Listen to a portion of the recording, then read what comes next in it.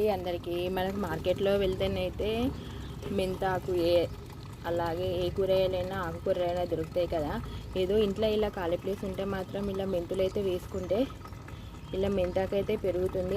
ఆ తృప్తి ఏదో మనకు వేరే ఉంటుందండి. అలాగే పుదీనా వేరుతో పెట్టిన ఇలా మొలిసింది. ఈరోజైతే మా ఇంట్లో మా చెట్టుది మెంతి ఆకు పప్పు అయితే వేస్తున్నాను. మీరు కూడా ఇలా తొట్టులలో ఎక్కడైనా ఖాళీ ప్లేస్ ఉంటే మాత్రం ఇలా వేసుకోండి.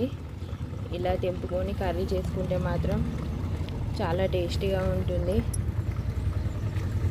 మన చేతులతో మనం పెట్టుకునే కూరగాయలే కానివ్వండి, ఆకుకూరలు అలాగే ఫ్లవర్స్ అయినా ఏదైనా హ్యాపీనెస్ వేరే ఉంటుంది. బయట నుండి తెచ్చుకున్న దానికంటే మన చేతులతో సొంతంగా పెరిగింది అయితే వేరే ఉంటుంది. అవునా కాదా? కామెంట్ బాక్స్లో కామెంట్ చేయండి.